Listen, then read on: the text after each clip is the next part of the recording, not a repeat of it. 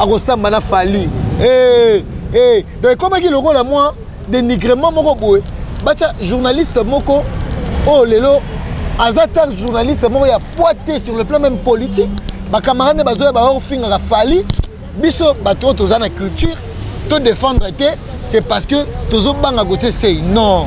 Moi je ne vais pas confier entre Ferré et Fali, surtout dans Marambo et Sengi, parce que les victimes de Marambo. Journaliste politique, la politique a joué, a foutu $50, a consommé la banne à Tabakayete, a coquille au rentrée scolaire, il a profité pour venir salir Fali pour pas qu'il y ait un conflit. Est-ce que nous avons le babou? Si le Gauthier sait. Coupable était. Et pourquoi on avait vu ma présence, on a vu ça, on a contre-traité. Présence, il y a Trésor Congo. Trésor Congo.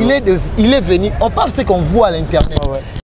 Si c'est exactement comme il parle de ses propos, que Fali n'a pas un disque d'or. Et si aujourd'hui on parle de disque platine qu'il fallait faire avec de featuring, on a vu ça, c'était publié et pas Bango Moko, français.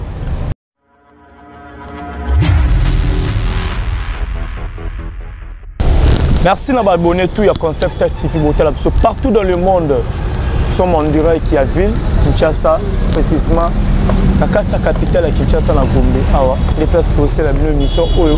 Et bien que vous êtes belé, vous partagez la vidéo, vous avez abonnement à la bino, vous faites la cloche à notification pour vous avez toujours en temps réel. Alex Ngandoumoula Moulouba, les Benjamin de la presse, maman, votre domestique, toujours là pour nous recevoir le boulot. Merci à Merdi KMB. Merci infiniment à maman, fille, maman Masolo, maman chérie, maman fille, maman Masolo. Il y a papa Audace Milan du Bordel Abisson direct qui a parlé. Un grand merci à toi, président Jacques, depuis Evry, les rassembleurs de tous les Congolais, président Jacques Nakat Evry Hotel Abisso. L'ingénieur Dominique qui a Landa depuis Luanda, mon papa Hollande Abisso. Olivier Nzengiti, le pauvre de la ville Motomo, revient toujours à la recherche du trésor. Il n'est pas à Hotel Abisso direct qui a mine dans Monibongo. Patrick qui faisait courant à Chine, pourquoi pas dire un grand merci à le boss GG Bossemi. Le boss GG Bossemi, 3 fois patron. Sans oublier les jeunes boss, le fils du pays, Apachamoupe. Moi, la maman Linda, Apachamoupe, moi, la maman Linda depuis Paris Hotel Abisso. La bataille, vous comprenez que tout ça, mon confrère, il s'appelle Peggy Tita, les Parallélos, autrement dit France 24. Il y a des invités dans la par rapport à l'actualité actuelle.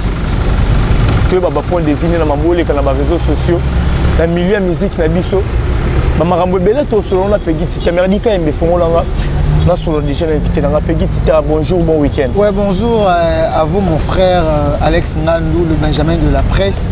Et bonjour à fidèle internet partout dans le monde. Et j'ai dit aussi un grand merci à Charlie Boutique, Charlie le boulot Somi Napalin.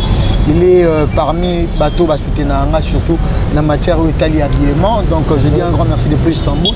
Un grand merci aussi à Karim Nodiasaka, il y a Raoul Itonon. Donc pourquoi pas aussi à Patou Kapanga la valeur. Mon grand frère aussi Kadet et Kassala. Au Azarana Paris, Motema Dibiche Gatera. Donc on a battu tout le monde. On est vraiment ici vraiment pour faire un bon analyse. Pour nous tous à la vraiment un peu même sens. Voilà, santé des gens normaux, déjà on se porte très bien malgré le mois de septembre. Rentrée scolaire. Rentrée scolaire, tout le monde plaire, hein, mais avec Dieu nous vaincrons.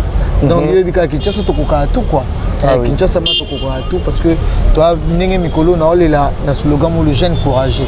Malgré conjoncture, malgré trop percé, Tarayo, toi en pleine ville Fanny na moi, donc ça veut dire que on va pas lâcher cette affaire maintenant. Donc on est encore là. Donc malgré ça, mais ça va, ça je me porte très bien. Voilà, ça va, tu te portes bien.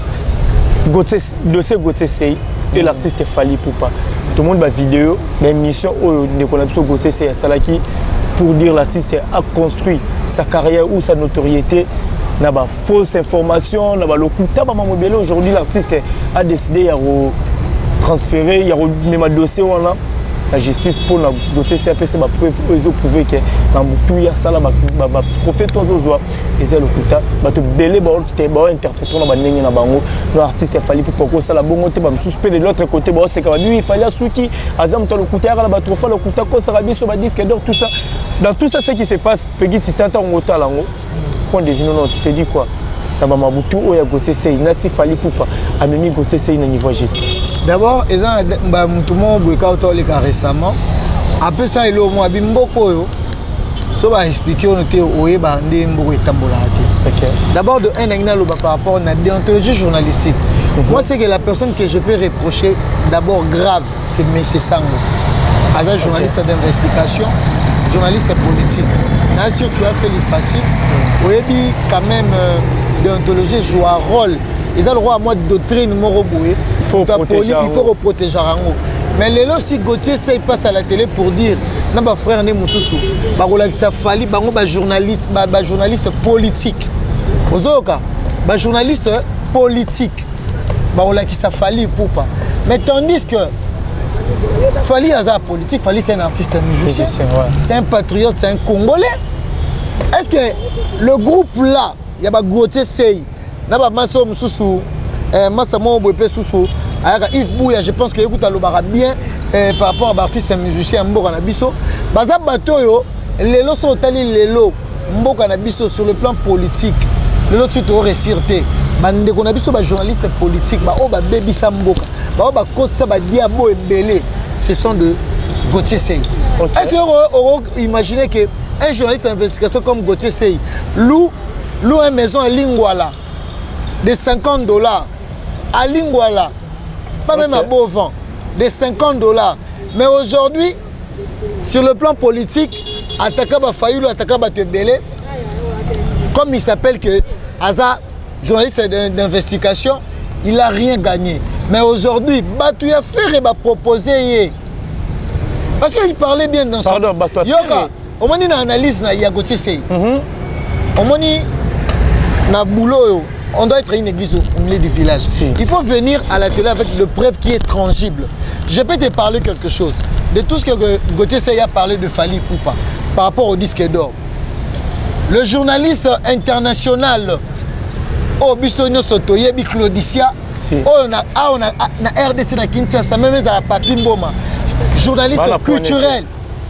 Tout un journaliste monté au représentant Bisso culturel, na monte sur le monde de la culture, na RDC, Azaki. Mais les lots, Claudicia, on a français, ça là on a chaîne, ça là on a chaîne français. Vous allez comprendre. Azala invité na scène de martyr, il a fallu. Dans la madame, moi c'est M. pas Madina, il y avait une dame aussi qui était représentante de RFI. Oh, qui a concert, il a fallu. Présenter un disque d'or. Pour dire qu'aujourd'hui, capacité on a biso Claudicia Zalango sur le monde de la culture. Il peut encourager un fraude d'un artiste musicien congolais. Oh, Lélo. Azo pouvait biso na Lélo roté. Il ne peut jamais accepter. Parce que si on parle de Fally ici, des gens vont dire que non, oh, voilà, c'est sinon. Moi, ce que je n'ai pas aimé, Bisso, journaliste, chroniqueur culturel, journaliste politique, tout ça, n'est pas côté. Au moins, il est là. Journaliste culturel, il y a un terrain politique. Mais si il est là, il y a un terrain politique, comme il y a dans le monde de la musique, pour détruire la musique, pour détruire les Congolais. Parce que, on a un exemple. Est-ce que Claudicia il peut faire quelque chose que ailleurs le bité est au moins un mensonge, Fally Ipupa pour ne pas Fally Ipupa fouta Claudicia combien par rapport à la carrière à Claudicia. Il y a une couleur tropicale wana. Émission wana. C'est suivi dans 54 États. D'abord dans pays francophone. Pays francophone. Pays francophone. Et là dans 54 États et pays francophone. D'ailleurs, extrait à tête de martyr, Claudicia a illustré ça. Est-ce qu'elle est là aussi la snap? Il dit que non, Fally que Amoutoumoza fraudeur. Est-ce que justice française et derrière même journaliste français qui dit que non, comment vous donnez ça Fally Ipupa jamais disque d'or. Fally Ipupa a présenté ça devant tout le monde, peu en plus devant Batouya parti. Il y a comment dirais-je, il y a presse internationale. Frère, Gauthier Seye, c'est un monsieur, c'est un mendiant. C'est un mendiant. Ah bon? Parce qu'aujourd'hui, Gauthier Seye veut nous prétendre qu'il est intelligent, mais il n'est pas intelligent. Il n'est pas intelligent, frère. Okay. Tu vois, Fally Ango, si c'est exactement comme il parle de ses propos, que Fally n'a pas un disque d'or. Et si aujourd'hui on parle de disque platine que Fally a fait avec de featuring, Aya Nakamura, on a vu ça, c'était publié et pas Bango Moko, français. Là on va parler aussi des fraudes. Même disque d'or, Snap, tout le monde a Fally avoir Snap. Frère, tant qu'il est malin, mais moi je vais faire sortir Zoba, c'est trop dur, c'est un frère, mais ce qu'il fait, ridiculiser l'artiste Fally Poupa, n'a pas preuve Morozalango inachevé. Parce qu'il n'a pas de preuve. Moi, Makamo Aloba qui c'était éphémère. Ok. Et c'est éphémère. N'a mis tout le monde qui sont allés propos à Gauthier Seye par rapport à l'avocat qui n'a pas. Mais en plus, Moutoloko la Gauthier Seye, un journaliste professionnel, il manque des avocats. Des avocats qui étaient là, ce n'est pas ces avocats, c'est les avocats recommandés. Na bateau baza na sima pour na ba bundisa Fally ba accompagner Gauthier Seye. Mais si aujourd'hui on a la question ba preuve Gauthier Seye a ko na ba plat ebelé parce que les gens là ba mission na likama fraude mundela linga ngote. Ah oui. Est-ce que et surtout société mundela lokola Snap wana c'est pas donné à n'importe qui. Vous comprendre, c'est pas donné à une administration. Vous comprendre, bana kunde ya makasi en plus ceux qui ont le Snap na télévision.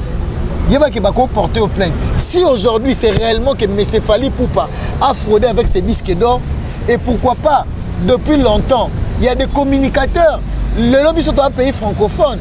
Je pense que l'isolo a Snap, même Bamikana, pour vérifier que si c'est Fally Poupa réellement. Et Bimate, Gauthier Seye qui vient ici, qui vient nous apprendre qu'il est intelligent, c'est un journaliste d'investigation, journaliste politique. La politique a Zouate, a foutu la note à $50, a consommé la banane à Tabakayete, a coquille au rentrée scolaire, il a profité pour venir salir Fally Poupa conflit. Est-ce que nous avons le babou? Si le Gauthier Seye a coupable été. Et pourquoi on avait vu ma présence, on a vu ça. On a contre-été. Présence, il y a Trésor Congo. Trésor Congo. Il est venu, on parle de ce qu'on voit à l'internet. Ah ouais. Il est venu là quoi d'abord? Pour voir que, quand je dis que Gauthier Seye c'est un mendiant, parce qu'il m'a vu un Gauthier Seye. Maître Koko Kayubi. Bah vieux on a Gauthier Seye. Bah ça vieux moro pour bandi musalo le loté. Vous comprenez? Mais il n'est pas fuyant dans ces pays. On connaît des journalistes politiques, même Sango, Abanek présenté en Africa TV, avec présentateur. Mais le Dieu il a élevé. Mais par rapport à cette déontologie, il y a un concept et émission. Bossolo na politique. Quand on parle de la musique. Bossolo na politique. Vous venez, vous faites l'analyse sur Banamboka Oyo, Lelo, tout le monde a l'œil nu. Lelo Bagolo Bango, on est en Afrique centrale.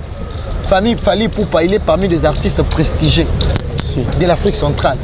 Là aussi, Gauthier Seye peut venir aussi ici. Il y a Rofana pour Alakissa, ma preuve. Mais nous, on dit ça. Parce qu'on a vu ça à la francophonie. On a vu ça à la francophonie. Il y avait plus de 54 États qui étaient ici dans notre sol. La RDC.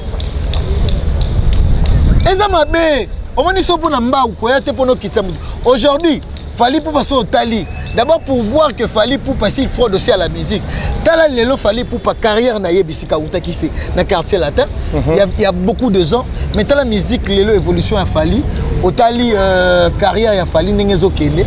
Tu vas dire que cette personne là aujourd'hui, tout le bango vérité, public fait aux affrontes, musique na étude et le nombre de vies et à la fraude. Vous comprenez? C'est pas ça. Moi, j'ai pas aimé façon de Gauthier Seye à traiter Fally. Non, au moins, il a aussi parlé homosexualité. Il a parlé beaucoup de choses. Ça, ça devient mon avis privé. Ça, la homosexualité. Il a au moins, il a journaliste belé. Il y a surtout journaliste d'investigation. Un partenaire, la TV5, RFI. Mais c'est Gauthier Seye, ce qu'on dit au Kota, au Tala, au Touna, même français, même correspond, même Yamboka Moa Libanda.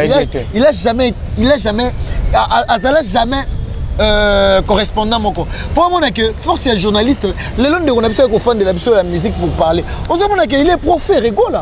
Parce qu'ici aujourd'hui, il vient comme notre Fali. C'est qu'il parle aujourd'hui. Combien de mensonges au biso tout le monde a mboka oh le lopé les cas, on n'a pas parlé de ça. Et ça distraction totale. Mais on a une solo lo moko. Tant to bête ma solo côté c'est. Hier na ba émission na ba kiasa na ba preuve tout. Non, pardon, les preuves ça c'est pardon. Là c'est ça OK Sara idée tu pardon. Aba kiasa na ba preuve mais quand la première audience on va bien ça bango, assez ni sur 2 semaines pour rassembler ma preuve. Déplacement dans le monde, on se trouve le preuve, ça ne se dit pas. L'épreuve, ça se prépare. Mais déjà, tu as l'émission, preuve. Tu es un journaliste d'investigation. C'est pour cela que je t'ai dit. Je t'ai laissé. Tu m'as posé la question. Pour le bientôt, expliquer à téléspectateurs. Ce qu'on y a dit, par exemple, aux Oya, par exemple, dans la barre. Quand on y a une barre, on répond dans la barre. On y a une barre, on y a une barre, main vide. Dans la barre, on a besoin de Kinshasa. Est-ce qu'on y a ça? Oh non, il faut foutre bien bon la carte. Non. Quand au salanini, on dit que nous on fan dans la barrière bâtiment. OK, on dit c'est vous comprenez. Il laisse nous amener dans la théorie en même abisoboui. Sur le plan juridique, ces choses pareilles, ça n'existe pas. Le propos tenu, ça engage que son auteur. Propos on a biso, Gauthier c'est qui avait bien dit qu'il a le preuve. Le journaliste c'est comme Claudicia qui a fait au moins 22 ans, 25 ans de sa carrière. Oh, vous comprenez? De sa carrière, au Lélo Claudicia, il est influencé dans le chroniqueur, dans le journaliste, il y a culture, dans le pays francophone. Oui, il est influent.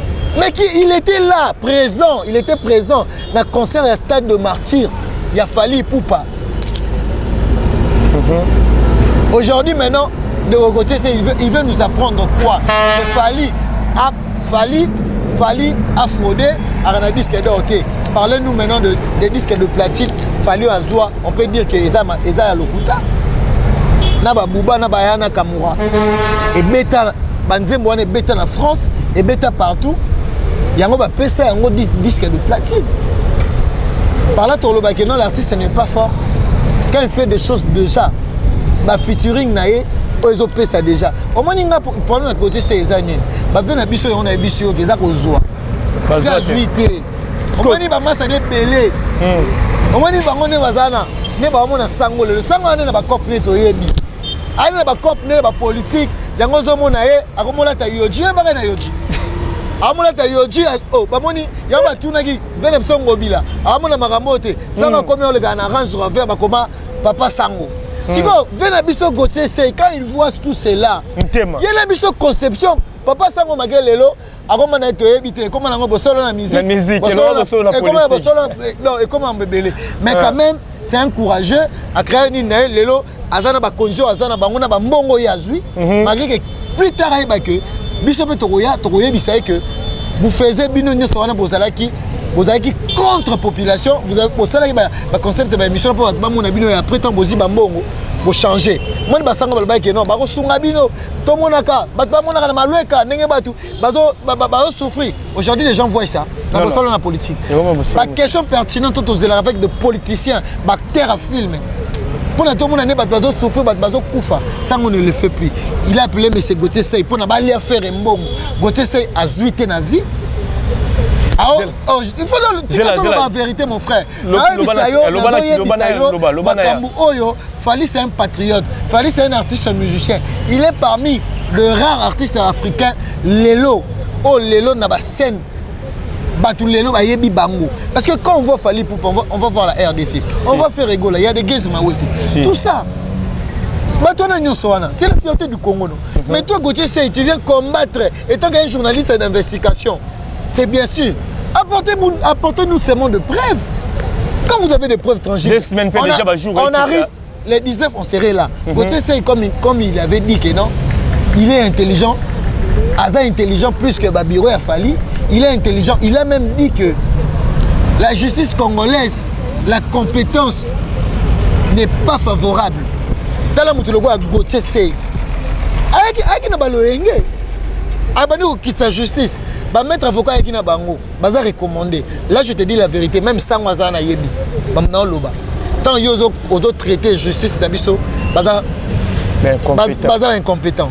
Pas favorable.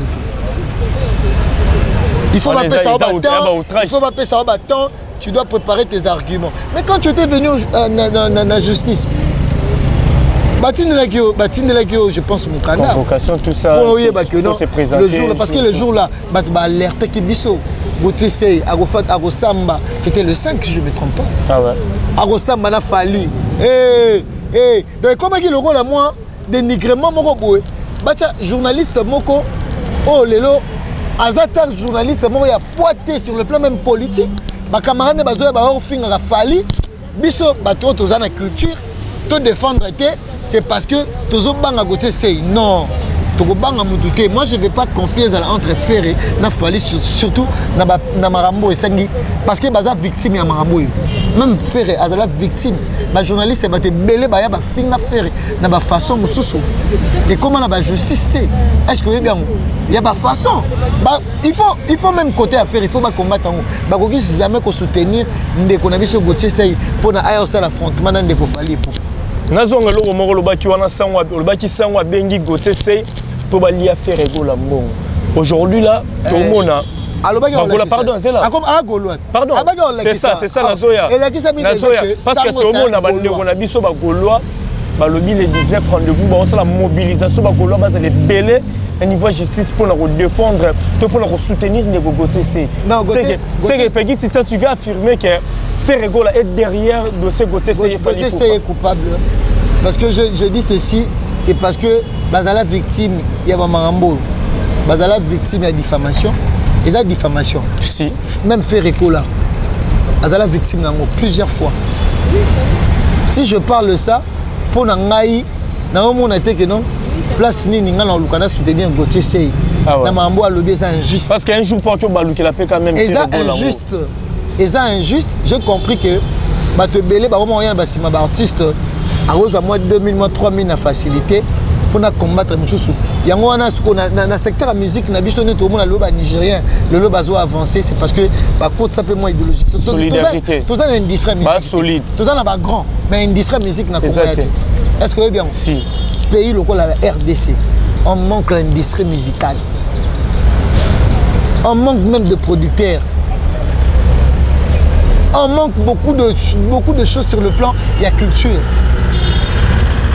Mais on a biso, on a moi le ba fali ba faire moi lumière ngo et kengo moi bien ba pecho ba on a ba inos bi ba ye ba te belé c'est ça c'est notre honneur.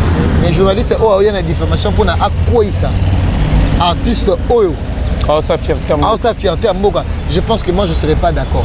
Je pense que que Gauthier Seye a Okoya. Parce que sur le exact Maramouya Kaba appelle ma chef Maboyeke, on a Olingaku Sango, à Benga plateau. Je pense que dans un big na fait. Toro Benga même Libanais, Mbora Nabiso, Babon, numéro, ce qu'il fallait à la coupable. Mais biso peut trouver un argument pour tout vérifier si c'est vrai c'est que M. Gauthier Seye a dit on va faire une marche jusqu'à la fin. Sur les bon côté. Au moins que nous Gauthier Seye na centre pénitentiaire. Parce que déjà Hello Bama côté la diffamation. Côté déjà tout le monde a prison téléchargement. On a prison téléchargement. Il va aller se reposer là-bas et à la prochaine un journaliste d'investigation qui parle aujourd'hui avec beaucoup de casquettes qui dit que Azabo il est intelligent. Je ne pense pas qu'il peut raisonner de ma façon à raisonner. Papa c'est lente. Et ça sonne. Au monde on a Canal Plus. Au monde on a des journalistes. Il y a des journalistes de sport, il y a des journalistes politiques, il y a des journalistes il y a divertissement. On se comprend. Mais dans le monde, il y a des désordres. Un journaliste politique qui vient combattre un artiste musicien congolais. Vraiment. Au hasard, il y a des politiciens. Au hasard, il y a des côté. Maramon a mon yangoga. A mon bavena biso taba. Bavena biso ba luku kusamp. Au moins ba non ça boulot ngot. Magé ba non zana ba bata bumutu. Papa c'est la honte. Moi Gauthier Seye je sais que Veza ba piaka. Tala ka vie mbati ala tagi. Aux Amutamba, tu as un taxi zone. Il a de l'argent. Gauthier, c'est à cause de la Fali. Ah bon? Mais je te dis, Amutokala. Gauthier, c'est à Banina Batantine Mami Maïcho. Oui, bien. RTNC 2. Il a commencé à Banina Sero Nani. Sero Nani. On n'a pas poussé. Elle n'était pas. Il a dit Louia. Oui, il y a un Mirador. Adara journaliste à Mirador. Ok. Adara journaliste à Mirador, on a un journal. Mais vu on a les lois, comme faire rigoler au sommet, palais. N'a combattre Fali. Va payer moi 2000, moi 3000. Viens de foutre la palais $50 na lingua là. Voilà. Voisin ni. Oui, on combattre nous Fali pour eux. Oh bah déjà qui a disque d'or certifié. On a côté la Fali. Non, il y a juste un défaut on peut artiste à moi. Déjà Claudicia.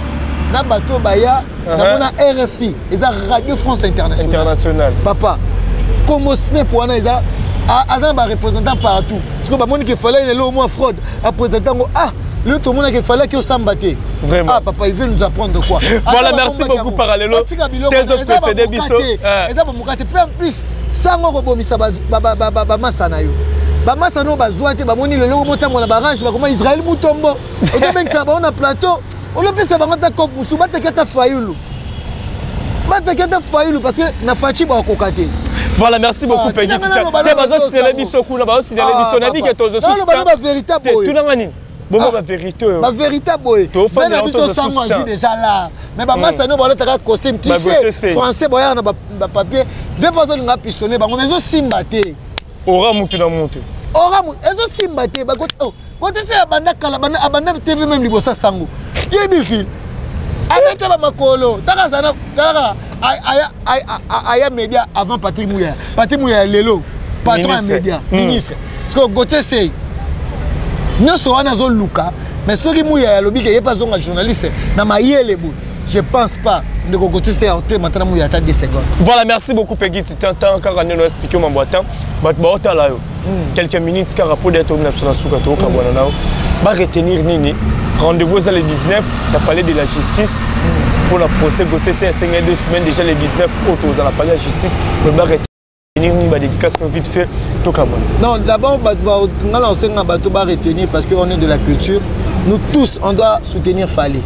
Pourquoi je dis ça?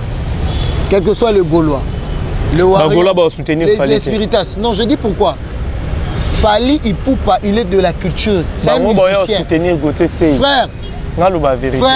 Frère, concurrence, ça doit être loyal entre Fali et Ferré. Il faut pas prouver Bisso. Baza capable en quoi? Baza ba musicien, baza ba chanteur. Batika ba biloko oyo, lelo ba sala ba affrontement mo ezanga nango makolo, ko kende ma justice. Bango ba sala fierté mboka na biso. Ngana na besoin de ngana osenga ne batu tout on doit soutenir Fali. Merci. On doit soutenir Fali. Gauthier ça il faut quoi ya un journaliste ba biloba loba. Ebele ba kimi. Pourquoi ba ken ba kimi ba mboka oyo? Pourquoi va te belé?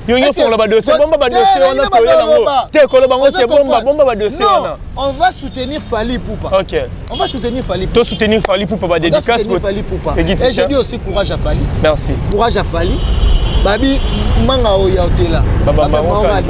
Fali il est trop mûr. C'est pour cela bateau va derrière malgré ma diffamation. Fallait ailler mon côté dans mboka oyo ba artiste basé belé ba faire rigoler ba héritier watanabe donc artiste nous on a un problème sur le monde et injustice pour soutenir. Donc c'est un peu ça. Je dis merci beaucoup à toi Alex Ngandou donc une très belle émission. Mon ngai boy. Il fallait reverser via na foutre la randa $50 na lingua. Il fallait reverser. Donc je dis un grand merci à toi, un grand merci à la chaîne Nabiso vraiment. Merci pour la fidélité. Vous avez parlé na ngobi ki parler na. Tonia takanya ça la bien. Merci à Wilbri Kayembe qui me suit en ce net moment. Ok, Wilbri Kayembe. Merci aussi à celui qu'on appelle Charlie Boutique, Charlie Loubou, le sommet sommet na palais. Tout le monde en a qui tient ça, mais dans la collection qu'on l'a daté. Aux Arabes, on a écrit, on a gosé à palais, na bête bleu au Senga.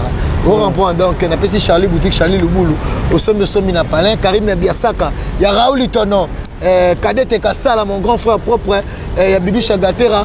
Merci aussi à Patou Kapanga, la valeur. Basé Bélissoua, Minoma Noboara. Chalet Chamba, appellation bien contrôlée, la PC, un grand merci. Pablo Kin, Babi, Biso Doyo Rara, les Babi, Nanabe Ngaye, le déclarant intelligent. Pourquoi il est intelligent? Parce qu'il achète, il construit, il voyage, il fait tout avec son propre argent. Donc Pablo Kini, Balobi, donc Kinshasa, donc Kinshasa Luanda. Donc RDC, Angola, donc Pablo Kini, Babi, l'unique